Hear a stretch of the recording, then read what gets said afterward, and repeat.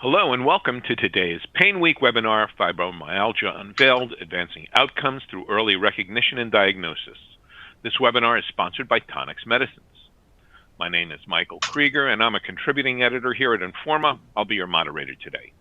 In a moment we'll get started, but first let me explain how you can get the most out of this event.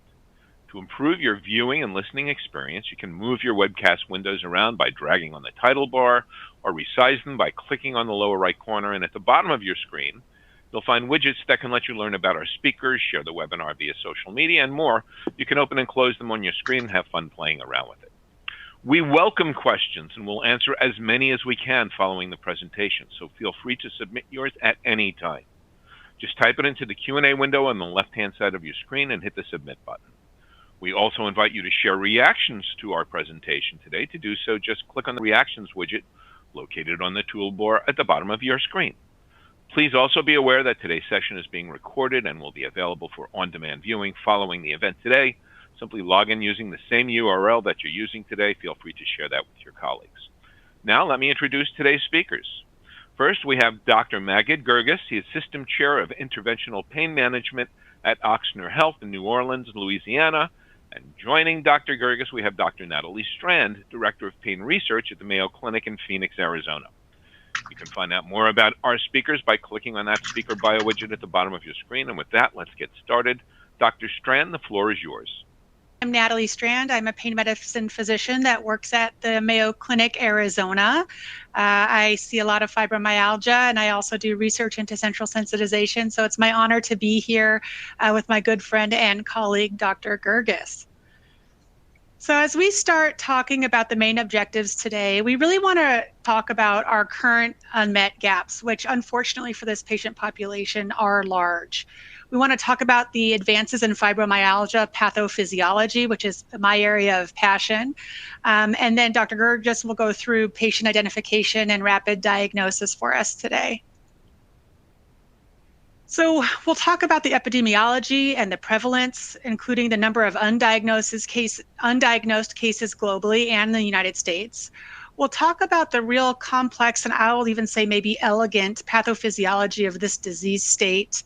We'll talk about the evolution of the diagnosis, the current issues surrounding this diagnosis, leading to continued undiagnosed, untreated, or misdiagnosed cases. And then we're going to talk about the impact of this disease on the state of healthcare at large. So let's move into the epidemiology and the pathophysiology. This is common. In the United States, there are more than 10 million people that live with fibromyalgia. That's about 2 to 4% of the entire population. There is a predominance in our female patient population, but it is possible to see this in men also, and that's something that we need to keep top of mind because that may lead to men, our male patients, being underdiagnosed. The average age range for someone to be diagnosed is between 35 and 45, but it is the case in that the symptoms become quite severe by the time these patients are presenting for medical care for this.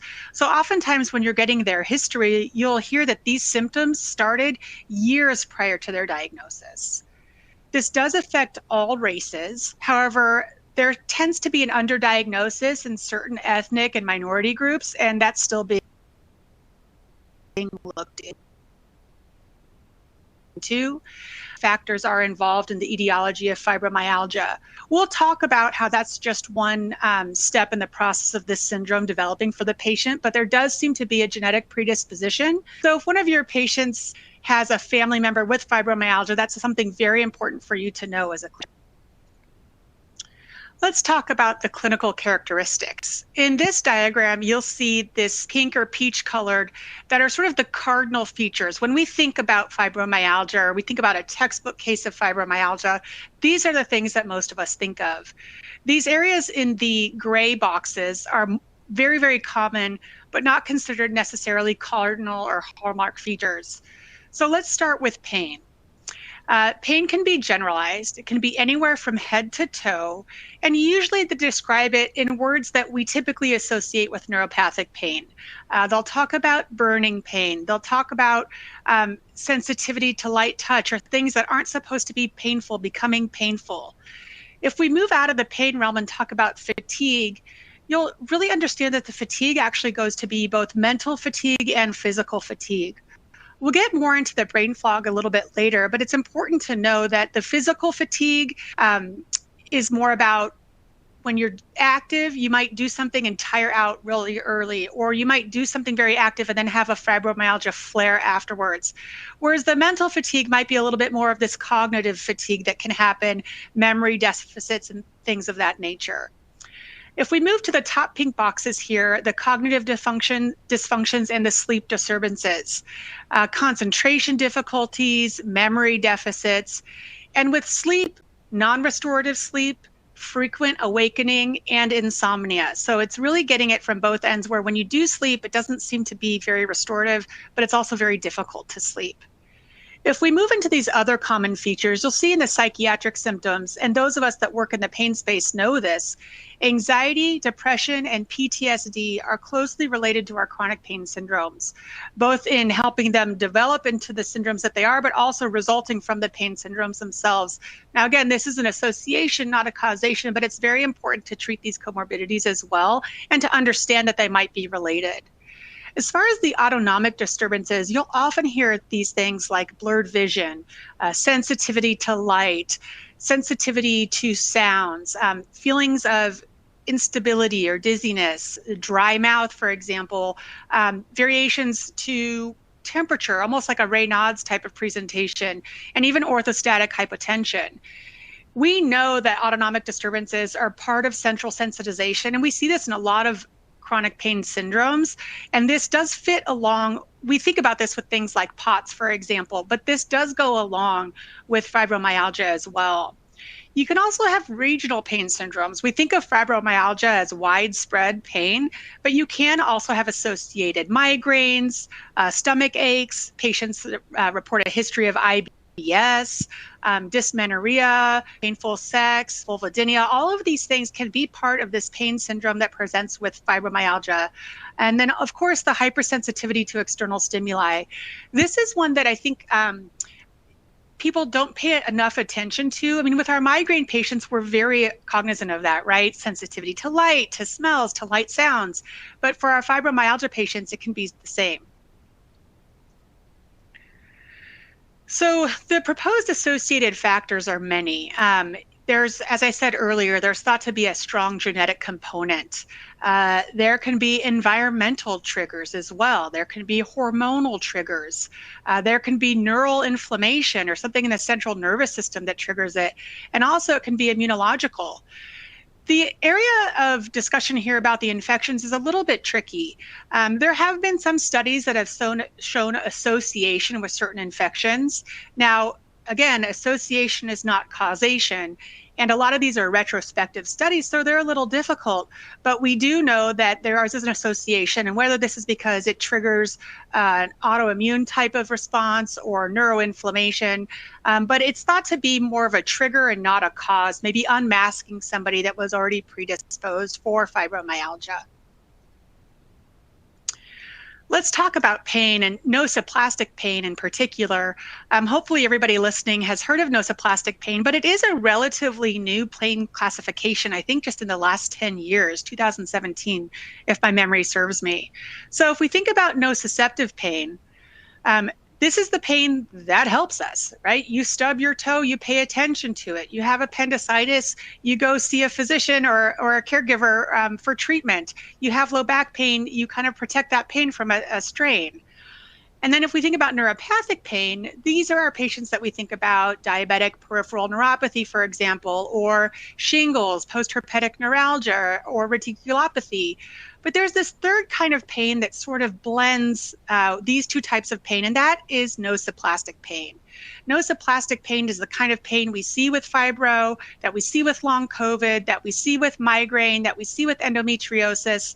And this is the kind of pain that is that central sensitization type of pain. The nosoplastic pain syndrome includes the pain, but it also includes things like the fatigue, the sleep disturbances, and the cognitive dysfunction or the brain fog. And if we think about the mechanism, right, for nociceptive pain, that is actual or threatened tissue damage. You know, you put your hand on something hot, you pull it away, hopefully before you sustain a deeper injury. With neuropathic pain, there's either an impingement in a nerve or nerve damage itself or inflammation. But with nociplastic pain, we're really talking about an alteration in the pain perception in the brain, which is something that I personally think leads to the delayed diagnosis because it's not as obvious to us as neuropathic pain or nociceptive pain that you can see and or test for. Let's talk a little bit how this all plays together. So the central nervous system, and again, in the pink here, this is the nociplastic alterations. We see hyperactivation of the painful areas in the brain. We also see altered brain connectivity. We can call this maladaptive neuroplasticity, or maybe brain rewiring, to put it in very simple terms. We also see decreased pain inhibitory signals and paradoxical stimulation. So our body's own ability to turn down pain is disrupted. And at the same time, our ability to sense pain is disrupted in that it's sensing it at a higher rate and higher frequency.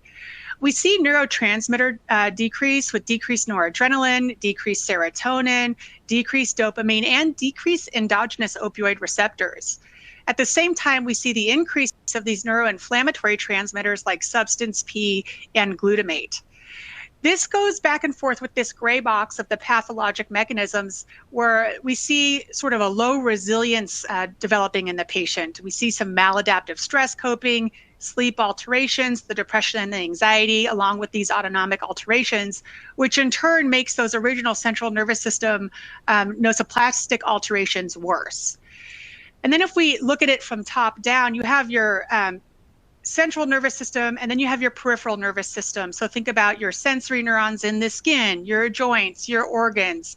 And we see that the peripheral sensitization is increased in fibromyalgia. So we have a decreased threshold to things that are sensed as painful.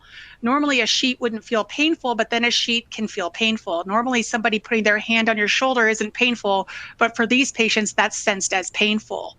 In addition, we also see neuroinflammation, small fiber neuropathy, peripheral nociceptive stimuli, and genetic factors, again, going back and forth. So this is all a complex interplay that sort of perpetuates the syndrome once it's off balance, which makes it very difficult for these patients to recover once the syndrome gets started.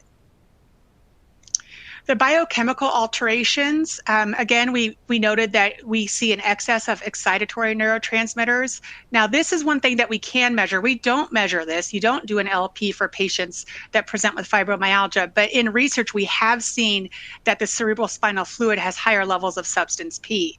And glutamate is also increased, which again is a neurotransmitter that sends the pain signal through the central nervous system.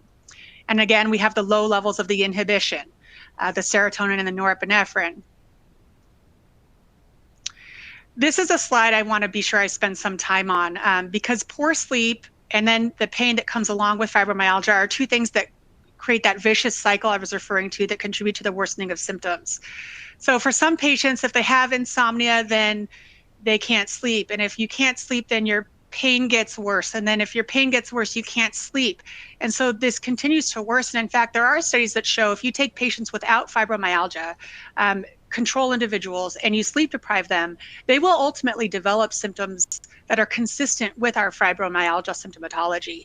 And then once you restore their sleep, those symptoms go away. Now, those are healthy individuals that don't have fibromyalgia, but it shows us the importance of sleep and our overall pain regulation and central nervous system processing. Let's talk about the cognitive dysfunction, cognitive dysfunction that known in the community as fibro fog, which is very prevalent. This really affects the patients deeply. This can affect their ability to hold a job, their ability to be a responsible parent, their ability to have a relationship, their ability to drive or organize or just get through their activities of daily life. So patients will often complain about this, but sometimes we don't really know where this goes with the whole syndrome, but I'm here today to tell you this is part of the central sensitization. This is real, and this should be taken into account. Because of this, and also in conjunction with chronic pain, as I mentioned earlier, patients can develop anxiety. Pre-existing anxiety can worsen. Depression can also develop or worsen, which further impacts their overall quality of life. We've heard so much about the gut-brain interaction in the last 5 to 7 years, and I'm glad this is coming into the mainstream of our discussions. And just like we have heard about it in other conditions, it also plays a role with fibromyalgia. The gut-brain axis is composed of a communication system between the gut, the microbiota, and the central nervous system. And this can really impact our brain in a couple of different ways. One is it can directly stimulate the receptors in our epithelial lining of the intestine, and that will send direct pain signals. And two, there are bacterial metabolites that are secreted that also affect the pain signaling. So if we look at this blue line that is representative of the autonomic nervous system, you'll see that the mesenteric plexus as well as the submucosous plexus will have direct connections to the anterior column of the spinal cord and also into the brainstem. If we look at the vagus nerve, which is very common and well known to most of us, the vagus efferent has connections in the submucosal plexus as well as the mucosa, and will again interface with our brainstem. The afferent spinal pathways, which have the cell bodies in the dorsal root ganglia, but will synapse in the dorsal horn and also reach the submucosal plexus and the mucosa. As you know, when we treat other pain syndromes with dorsal column stimulation, for example, this is the same area that we're targeting. So the fact that the gut-brain interaction affects this area is really interesting to me as far as the maintenance of central nervous system pain. With this, I'll turn it back over to my colleague and friend, Dr. Gerges. Thank you very much. Thank you, Dr. Strand. Thank you for a great presentation. And to continue in what Dr. Strand have been discussing for us as far as clinical presentation, I'm going to talk a little bit more about, diagnosing those patients in the clinic. And as you all may know or realize from our talk right now, is that there is a big portion of that diagnosis is a clinical presentation or a clinical diagnosis of it. And usually those presentations start with this widespread pain, joint stiffness, and that fibrofog that Dr. Strand talked about. And I would say, like, the majority of those cases, I would say that the first thing I would actually ask about is usually the cognitive dysfunction. And that's like a major portion of the presentation. I would say if you're really talking to a patient with fibromyalgia, I would say that is one good direction for you to start the diagnosis or start the assessment of fibromyalgia.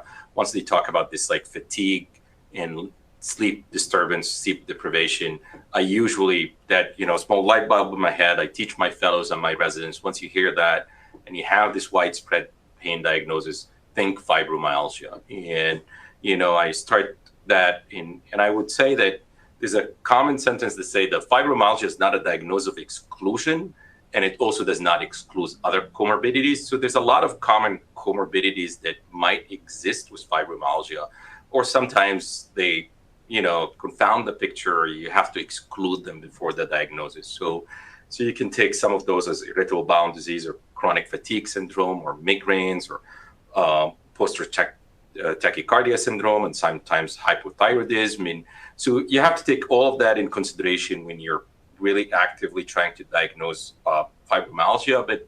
But the major,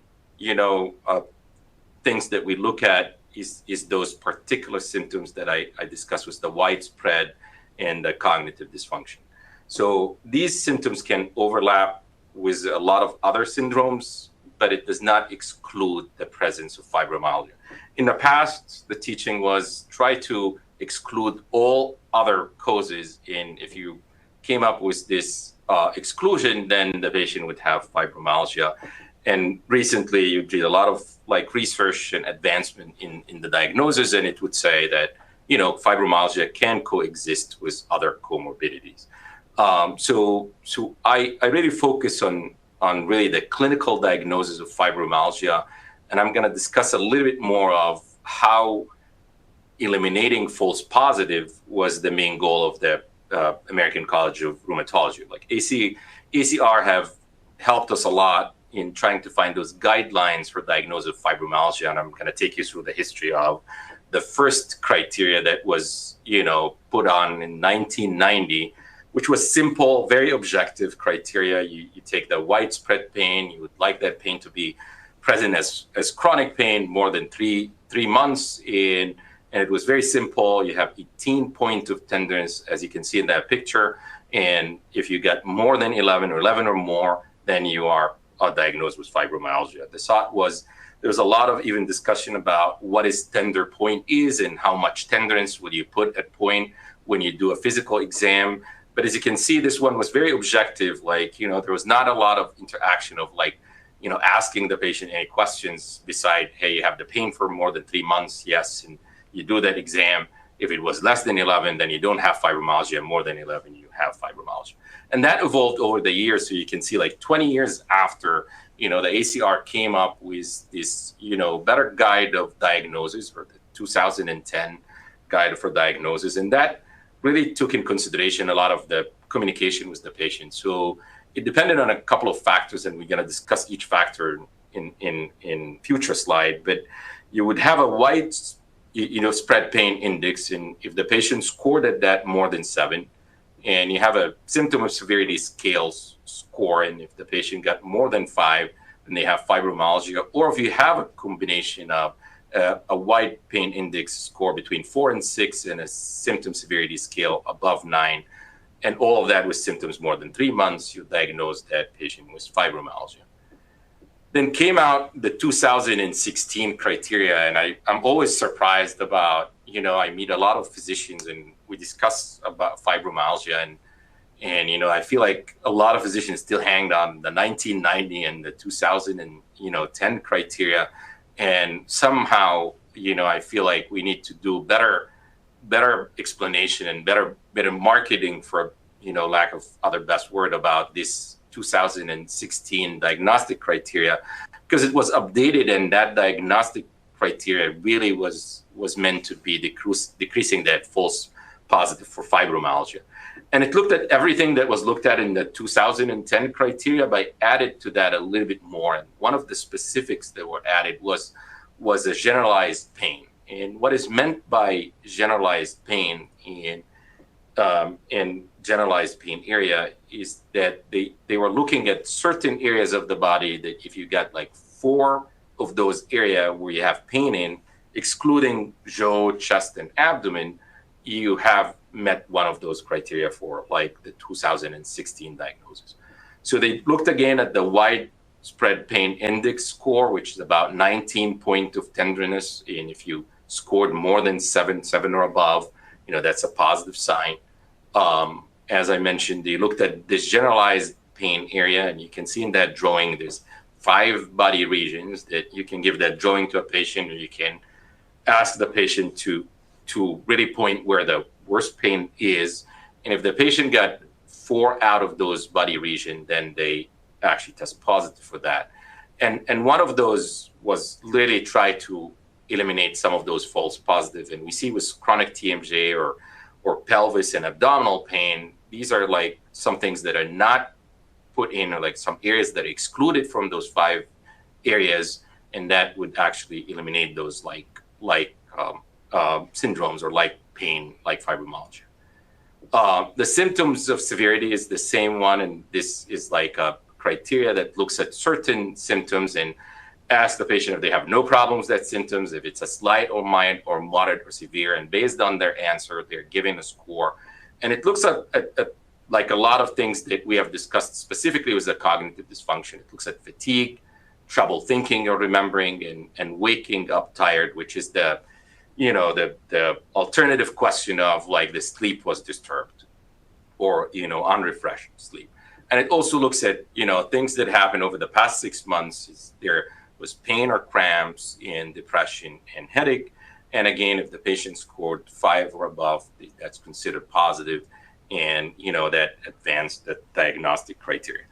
I would want to say that we always mention in those 3 months of pain or like 6 months of pain, and the reality of with fibromyalgia that if you look at the research on the epidemiology and like diagnosis of fibromyalgia, it takes actually about 6 years to get a patient with fibromyalgia diagnosis. So 6 year give or take 3 years. So it can go up to 9 years with those patients not being diagnosed. And I think, this is one of the focuses that I think we really focus on is that how can we actually diagnose those patients as early as possible and make sure that they fit on that criteria so we can start treating those patients or managing those patients early, because as you get that management early, it makes a lot of difference on the prognosis of fibromyalgia.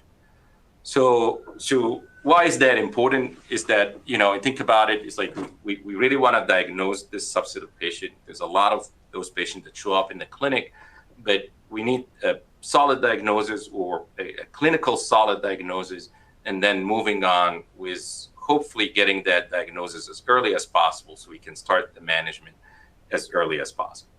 There is a lot of things that a fibromyalgia patient would, there's a lot of life events, like, I would say activities of daily living that is really get affected by that disease. So it's not only physical. And, we talk a lot about the physical pain, the difficulty of walking or standing, impaired recovery due to poor sleep quality, which affect the patient, make patients a lot, lose those focus and, have those cognitive dysfunction. And you can see that takes the patient to like the mental state. So the mental state of the patient is not knowing, not getting a diagnosis, thinking a lot of the time, that this is in my head. And my first phrase to a fibromyalgia patient in the clinic, once I, have some idea that might be fibromyalgia, I tell the patient that's not your head. And it's 9 out of 10 that the patient have seen a different specialist that have alluded to that this is in their head and this is not real. And that leads to a lot of frustration and helplessness and depression and anxiety of those patients. And a lot of those patients are still functioning in society, but they really want somebody to diagnose or hear them when they talk about their pain. And because of the wide nature of that pain, a lot of people would like, oh, that's on your head. So I want you to understand that there's a lot of limitation and there's a lot of social judgment and fear of those fibromyalgia patients. And then you come with that cognitive dysfunction also, which is lack of concentration and lack of good sleep.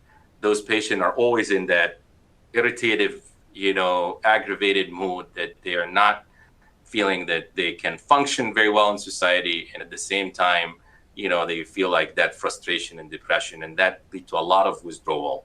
So it is really not only affecting them physically, but you find those patients by time withdrawn socially.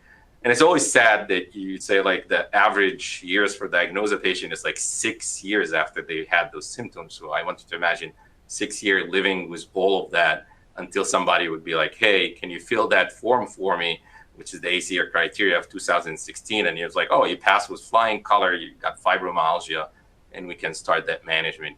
And, I can tell you like story of how many patients that once I gave them the diagnosis, they were at least extremely happy that they have a diagnosis going on forward, because they have been battling with understanding this for years.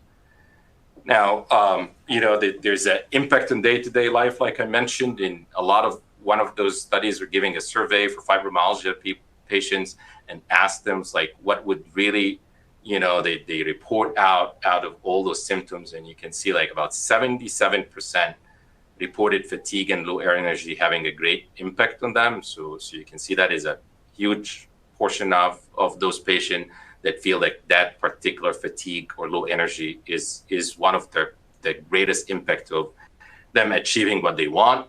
And they didn't like scale like 3 or 2. They were like 4 or 5 out of that scale of 5. So you can see that was significant on the report in that survey. 75% reported that the chronic widespread pain has a great impact for day-to-day life. So you can see that some physical and some cognitive things, and they're really focused on it. And 41% said specifically that chronic widespread pain was the most impactful of the day-to-day activity. But again, this is how important this slide is. I feel like 77% of those people who have, agreed to answer that survey or fibromyalgia already diagnosed patient were really looking at that fatigue, low energy, sleep disturbance portion of their symptoms that affect their social activities and their activities of daily living. As I mentioned, the disease prognosis takes about 6 years to diagnose. So I want you to imagine the average individual that lives with fibromyalgia is inquiring twice the medical cost. There's a lot of medical costs until being diagnosed. And then because of all those symptoms and that, how this is affecting them, that is like a lot of visits and a lot of requirement until they get the diagnosis. And even after the diagnosis, there might be a lot of follow-up and visits for those patients. The estimated cost of healthcare per person usually range between, like, I can see this really big range between like 1,700 to 35,000 annually. I'd say them as a tertiary facility and as a pain physician, I see more of the patient that have been, stayed for years not diagnosed, and it consumed a lot of money, on lots of healthcare dollars until they got to that diagnosis. About more than 35% of adults with fibromyalgia get disability support, and a lot of them come to that portion where specifically the physical portion of the widespread pain and not being able to do activities. But I've seen a lot of them also have got that disability based on the fibro fog and cognitive dysfunction, especially if they are working in jobs that require high function and utilization of like they have to be really concentrate a lot in doing those jobs. About 40 to 60% of adults with fibromyalgia do not have a paid employment. So that is a big problem, as you can see. And about 176 women with fibromyalgia, only 15 of them had full-time paid employment. And that Dr. Stan mentioned, it's more prevalent in female than male. And that prevalence was about 9-1, I think, when the start of talk about fibromyalgia, and it dropped a little bit to 6 or 5-1 right now. So you can see that high prevalence in the female population. So there's about estimated 10 million adults in the US that have fibromyalgia. It's a big, big number. I treat a lot of people with back pain, and I find that to be a really concerning number, specifically, as I mentioned, that it takes a long, long time for those people to be diagnosed. So if I want to focus about something in this message, is like early diagnosis is very important for those patients. And it really present complex. Like I do understand that there's a lot of primary care physicians and a lot of physicians out there would tell me that once they feel the patient's fibromyalgia, they don't want to deal with that. They want to send to me, send to rheumatology, send to somebody who's like more specialized. And that's because of the complexity of the syndrome. And you can think about that complexity, there's specifically in a busy clinic, like primary, care clinic, they really don't want to have a lot of, resources or time for treating those patients. So education is very important, because you really want to catch those patients early before they're like brushed away. So I do a lot of road shows and try to educate a lot of healthcare specialists about trying to diagnose or at least know the avenue to send those patients. And I get like this surprised look in everybody when I mention 10 million adults might be suffering from fibromyalgia in the US. That's a big number. And they're usually presented with significant, burdens to socioeconomic and quality of life, like I mentioned. And again, the 2016 ACR diagnostic criteria is simplified. I think it's enabled. It's very easy to teach and very easy to tee out, and you can give that to the patient. I know one of our programs here in the organization we're working is actually doing a digital portion of it. I've been sending this out to patients, and they're capturing more than they expected. People filling the diagnosis and being diagnosed with fibromyalgia. And, with that, I hope I've made that really message about diagnosing early and taking care of those patients as early as possible in the disease process is very important. And I'll open it up back to Mike and, any questions from the chat. Thank you very much. And before we get to our Q&A, any other reflections on diagnosing and treating these that you'd like to share with us? Yeah, so I have to say that my reflection of treating fibromyalgia, and it depends on where in the physician progression of seeing those patients or progression in career.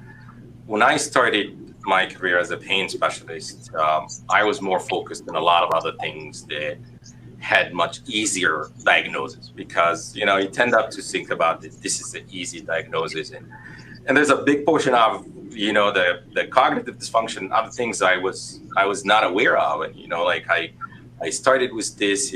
I remember and reflect seeing one of our nurses that was really one of the brightest and really hardworking, being diagnosed with fibromyalgia, and you can see the decline over that, and you can see the symptomatology affecting her activity of daily living. And I still I did have this epiphany, eye opener realization.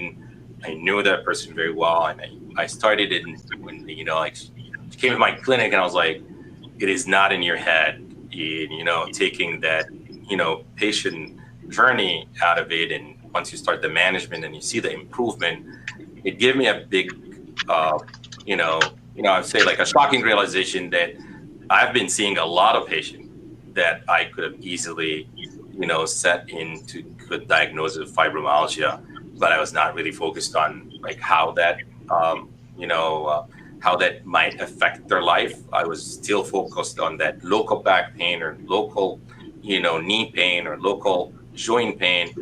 And that gave me a great realization on that. And it made me read and understand better, and understand what's the downside. Like there's no downside. It's like, what is the upside actually of early diagnosis and making sure that those patients get into the proper care and the proper treatment early. Natalie, if you want to add to that, any reflection? Yeah, I mean that was very well said, and I agree with your perspectives. I'll share that for me, this patient population is one of the most grateful and one of the patient populations that I can help the most, because when patients don't know about fibromyalgia, they come in with this constellation of symptoms that to them feels very unrelated. I can't sleep. I hurt all the time. I can't remember anything. It hurts when I look at bright lights. I mean, that's not something that somebody would automatically relate to each other. And if you can explain fibromyalgia to them and validate their experience, I mean, everybody kind of comes in, not everybody, but a lot of patients come in and feel like they think it's in their head, or they think they're, quote, going crazy, or I just can't make sense of any of this. And when you can sit with them and say, this makes sense to me, and this is why, and these are how all of these things are linked, this is what makes it worse, and this is what makes it better. And I think by providing that sort of validation and education for a patient, I mean, just that one visit can just do a whole paradigm shift for that patient. I have a lot of different analogies that I use, but one of the ones that I like to use, because I think it's very easy to understand, is like a gardening analogy. And fibromyalgia is akin to soil that's very sensitive. So in your garden, you're growing things, but if there's too much wind, then the plants won't grow. If there's too much heat, they won't grow. If there's too much cold, they won't grow. And there's nothing wrong with the plants. It's the soil. But then there's things that you can do to the soil to help support the plants, right? You can add fertilizer. You can make sure you keep the temperature regulated. I mean, these are very akin to the things like activity pacing or medication support, but I think just the biggest component I want to focus on today is just the education, the validation, and connecting the dots on the diagnosis for the patient, because I think that is so important. And even if they just leave your first visit feeling like, oh, at least now I understand what I have, that is so helpful for the patient. And so I think, what we can do as providers is make sure that we're comfortable with the diagnosis, that we know what to look for, that we pull these seemingly unrelated things and we can make these connections so that we understand it. So that way the patients don't wait 4 to 6 years until they find somebody that can accurately diagnose this for them. With that, let's get to our Q&A.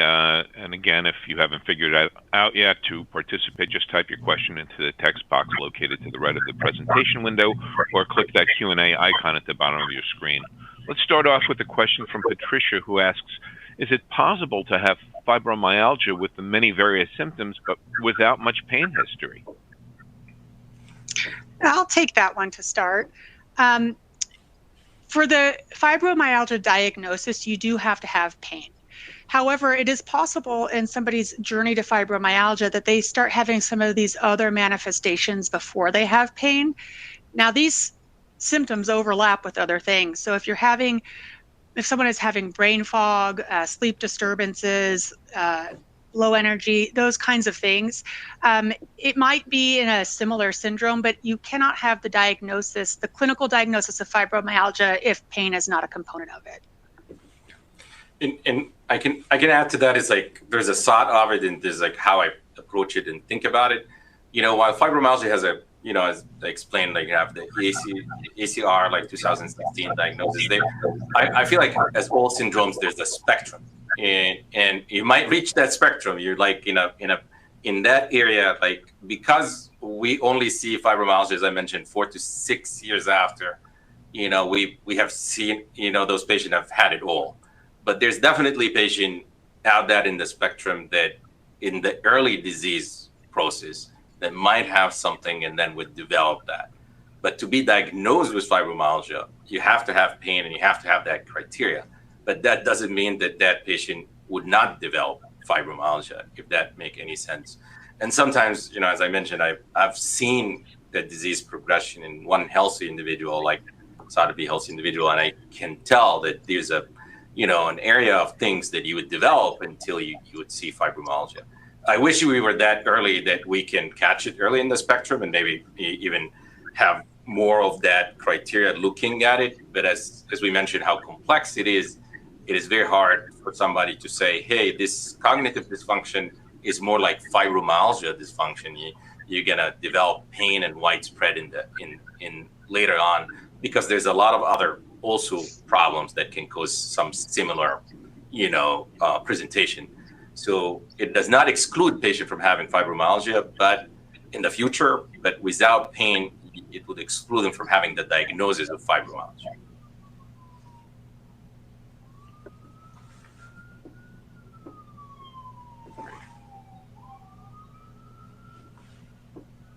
Mic was off.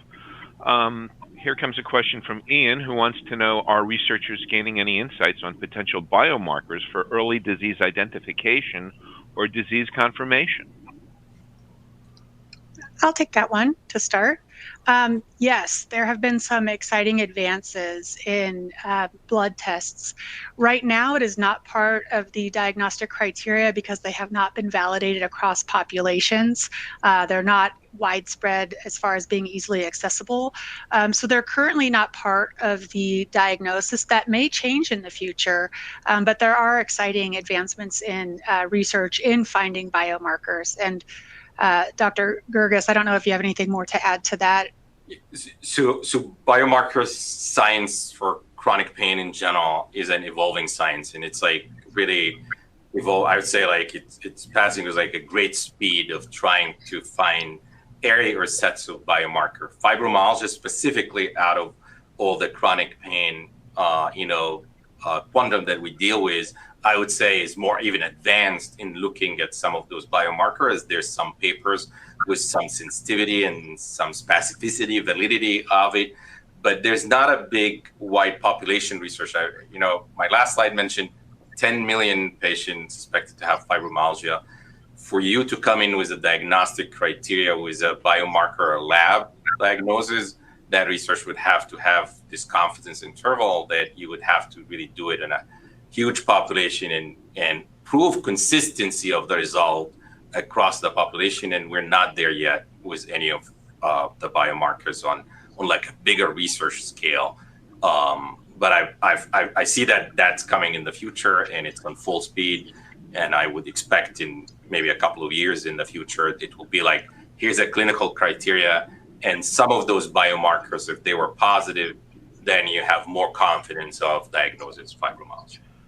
Thanks for that. We have a ton of questions left in the queue. We'll get to as many of them as we can. The ones we don't have time, we will share with our speakers who can get back to you offline. This from George, who wants to know, how do you describe nosoplastic pain to your patients? Dr. Strand? I explained to them a little bit about pain processing because most people that are not in the medical field don't have a basic understanding of how pain is. And so what I often explain to them about centralized pain and nosoplastic pain and pain syndromes in general is that there's a purpose for pain. Sometimes pain outlasts the purpose, and sometimes pain comes without a purpose. And so with neuropathic pain, there might be nerve damage or nerve inflammation or irritation. With musculoskeletal pain, if I use arthritis for an example, I'll say, there's bony pain there. And then I will talk about there's this third group of pain of nosoplastic pain that kind of is your central nervous system sensing pain that's not there, sensing a signal, but transmitting it into a pain signal wasn't started as a pain signal. The brakes on the car aren't working and the gas pedal's being held down, So it's, again, I think there's a lot of different analogies that you can use. But I really like to focus on the fact that, when people come in and say it's not in my head, I say everybody's pain is in their head. Your toe doesn't feel pain. I mean, you feel pain in your toe, but your toe doesn't feel pain. It sends a signal, it's interpreted in your brain, right? That's the problem with spinal cord injury. Things can happen to somebody's foot with a complete spinal cord injury and they won't know it, right? And so I kind of explain that to them. And then I say, that for you, the brakes don't work, so you can't slow down the pain signals. The gas is pressed, so the pain signals are amplified. And then that leads to the perception of this intense pain that keeps going. So that I usually kind of do it in some sort of broad brushstrokes in the beginning.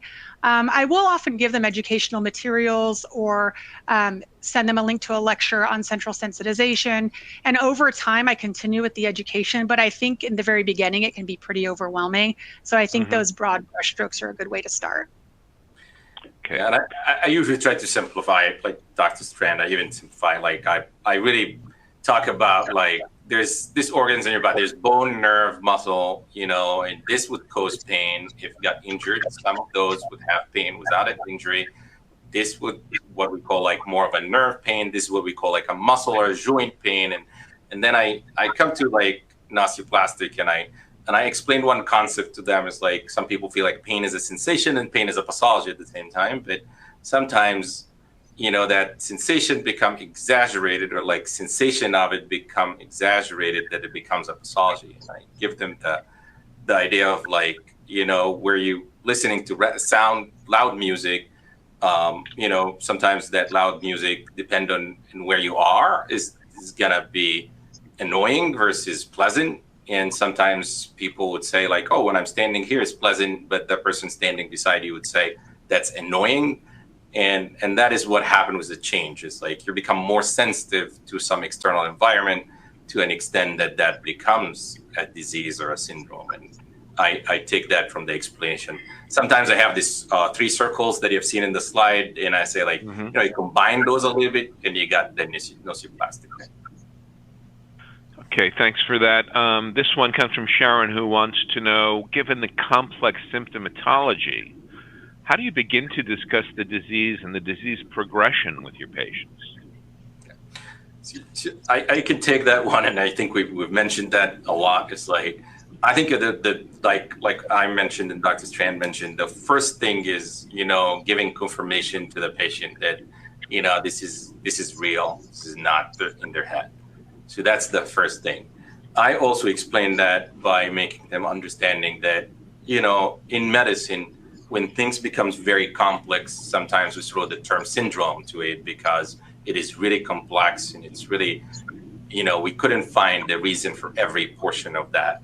So when you ever think about a syndrome, it's really complex on us to understand it. So it's gonna be complex on you to understand it. So it is really a complex, condition that we're in right now. And then I simplify it in very simple terms, saying like, if these criteria are all met, you will have that syndrome called fibromyalgia. If these criteria are not met, that doesn't mean that you don't have something else. That doesn't mean that there's nothing else that we can do. We treat that, but we're gonna sum those and try to diagnose them by understanding what meets that criteria to go to that treatment versus what not meet the criteria. And I give them an idea about the spectrum. You might be here, You might be in the future diagnosed with fibromyalgia, or we might be just here and you have like myofascial pain or like muscle pain. It is, well studied, and we can also manage that. So I start with just explanation how complex is the diagnosis for the physicians and the practitioner first, and then give them the confirmation that this is not in your head. This exists. There's so many other syndromes that exist, are so complex. And, we're luckily in some of those that we have some way of managing them. And it's like sometimes we would even, stumble and tell the patient, well, this is the best we know, and hopefully we know something better in the future. So I start by making sure that confirmation that that's not in their head, that's true. And, that's their first pass to management is acknowledgement, and then the process of hopefully management. We have time for maybe one more question. We've just got 5 minutes left. Let me combine two questions from Agatha and Bruce. Have you found that COVID-19 has increased fibro pain, and are you aware of the link between fibromyalgia and long COVID, which many have reported? I can take this if that's okay to start. Yes, and we talked in that one slide about some of the associations, not only with COVID, but some of the other viral infections that can have prolonged syndromes afterwards. And what we do know is there's a lot of symptom overlap between long COVID and fibromyalgia. We know that there is a shared biology there, particularly with central sensitization, autonomic dysfunction, neuroinflammation, and some immune changes. Obviously long COVID is a post-infectious syndrome, and we also know the association between infections and fibromyalgia unmasking. I think that long COVID can look nearly identical to fibromyalgia sometimes, but they are two separate things. And as I said before, if COVID or any other infection or trauma unmasks the fibromyalgia or acts as a trigger to bring it to a clinical realm, that is one thing. But in my personal opinion, even though it can look nearly identical, for me, long COVID and fibromyalgia are separate syndromes, but certainly a COVID infection could be the trigger that unmasks fibromyalgia and brings it to the surface. And I hope that answers the question that you were asking. With that, Dr. Gerges, do you have anything to add to that? It's a wonderful question. Yeah, it is a really good question. It's a tough one. I would say, yes, there's actually significant notice of fibromyalgia diagnosis increasing after COVID. Now, I'd have to say that, like Dr. Strand mentioned, there's other infection also that have been always there that associated with the progression of fibromyalgia. I don't think that is new, or I don't think in that realm COVID becomes very different from the other viral infection that would lead to that. I feel like long COVID might be the tough portion of the question of it, because they overlap a lot in the symptoms. Maybe that unmasked diagnosis for fibromyalgia because they are different. So maybe there's a feel of, we have diagnosed more fibromyalgia because of COVID, but no fibro. Let me rephrase that better. We might have diagnosed fibromyalgia more because of COVID, but that does not mean the fibromyalgia incident have increased because of COVID, if that makes any sense. COVID is like any other infection that can cause fibromyalgia, not any difference. And with that, I'm afraid that's all the time we have for questions. I want to thank our speakers, Dr. Maged Gerges, Dr. Natalie Strand, for their outstanding presentation. We'd also like to thank Tonix Medicines for making today's webinar possible. And once you leave the event, a short survey is going to pop up in your browser window. We'd really appreciate it if you would just share your feedback, as it'll help us provide you with the best, most interesting content for future events. On behalf of Pain Week, have a great week. Thanks for joining us.